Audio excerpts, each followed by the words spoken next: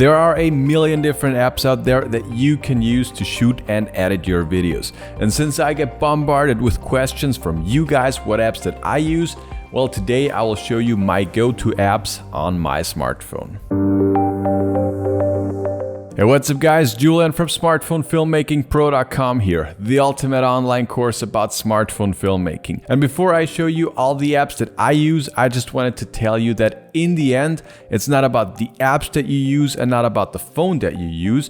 Because if you don't know the technical aspects of filmmaking, if you don't know any creative techniques, you could have the best apps and the best smartphone out there and your videos would still look crappy. On the other hand, if you know all those things and if you use what you have to its fullest potential, you can get amazing results with basically every phone. And in case you've not subscribed to the channel, make sure to do so to not miss any of the future content. And also make sure to watch this video till the end, because there I will show you a special app that is not used for shooting nor for editing, and yet it's super helpful for us filmmakers. And let me know in the comments down below what apps that you are using to shoot and edit your videos with your smartphone. Alright, with that said, let's start with a maybe surprising app, and that is the stock camera app. And yes, I do still use the stock camera app sometimes. Especially if you are just starting out, there is nothing wrong with using the standard camera app that your phone comes with.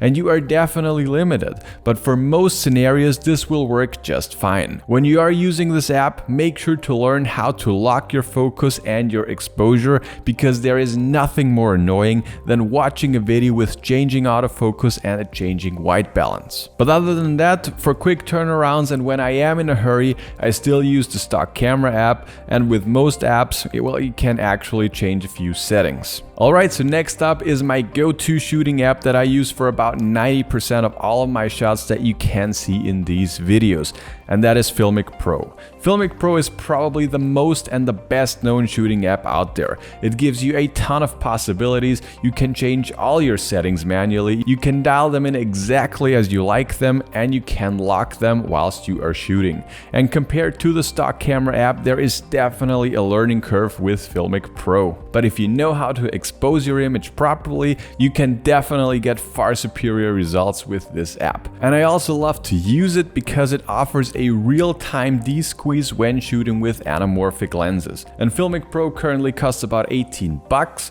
and in my opinion it's a must for ambitious mobile filmmakers that want to step up their video game to the next level. And the next app that I use occasionally to shoot my videos is the Moment camera app. This app is cheaper and only costs about $8, and it basically also offers all the same options and possibilities as Filmic Pro that I just mentioned. And with the Moment app, you also get the option to shoot in a lock profile. You could also do this with Filmic Pro, but there it's a paid upgrade that is more expensive than the entire app. And you know, shooting in lock, that's nice and all, but generally speaking, I would not recommend that you should shoot in a lock profile with a smartphone. I know flagship smartphones like the iPhone 12 Pro offer to shoot at 10-bit 422, but I still feel like it's better to just stick with the normal picture profile. The increased dynamic range that you get with a lock profile is, in my opinion, not really noticeable, and the workflow is just far more taxing. But that's just my opinion, and maybe for you the workflow with a log image is, working perfectly. I mainly use this app for shooting moving time lapses, which are hyperlapses,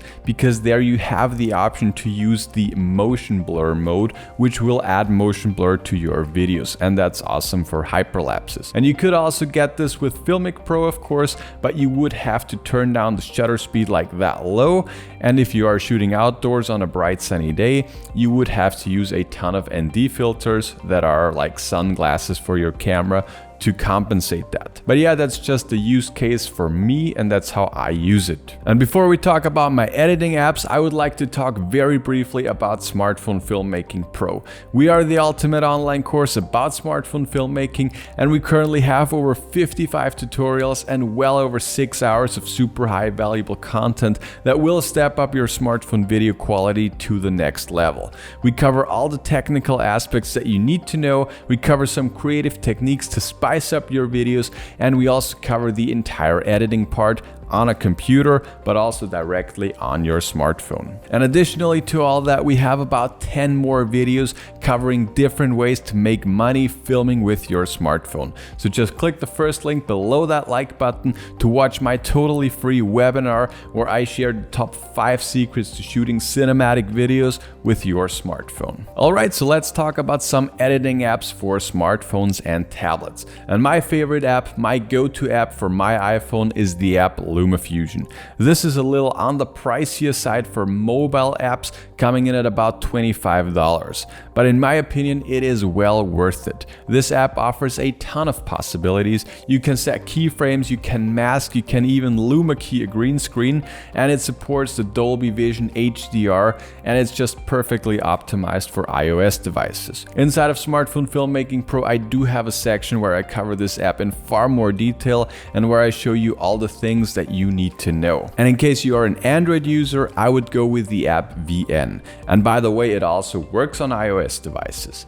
And VN is a free app, and considering it's a free app, it also offers a ton of possibilities. In some aspects, I actually prefer VN over LumaFusion, for example when it comes to speed ramping. And to be honest, I have never seen a better way of doing speed ramps within an editing software. And we are currently working on a mini course on VN that will of course also be included inside of Smartphone Filmmaking Pro. So yeah, these are the 2 apps that I would recommend most. I also used Adobe Premiere Rush at some point, and I also still think that it is a great app and that it offers a ton of possibilities. And in my opinion, the only problem is the monthly payment.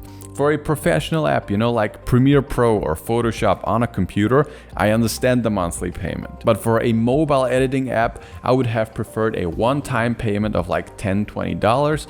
But yeah, that's just not how it is. But actually, if you want to try it out for yourself, Adobe offers, I guess the first 3 renders to be totally free. So if you want to get a free taste, you can do that for free. And by the way, this also works on iOS and Android devices, and even on PCs and on Macs. So this is of course the most versatile program of them all. And to sum this video up, I will show you another app that you probably did not expect and that you probably did not see anywhere else, and that is the app Sunseeker. This is also a paid app, but it only costs a few bucks, and with this app you can see where the sun will be at any time and any day. And this is extremely helpful and useful when you are location scouting. I've said it at the beginning of this video, having the best phone and the best apps is nice, but if you are shooting in crappy lighting, your videos are still going to look horrible. And a huge point of having great looking videos is having great lighting. And with this app you can just go to your location and check where the sun will be at any given time. And I've used this a ton professionally, and it's really accurate. So use this app, it's very helpful. But there you have it guys, those are my go-to apps when I am filming or editing on my smartphone. I know there are a million more apps out there and other people might prefer other apps, but that's just my list, and that's the app that I use and that fit my workflow best. But that's it for this video. I hope you got some value out of it, and I'll talk to you guys in the next one.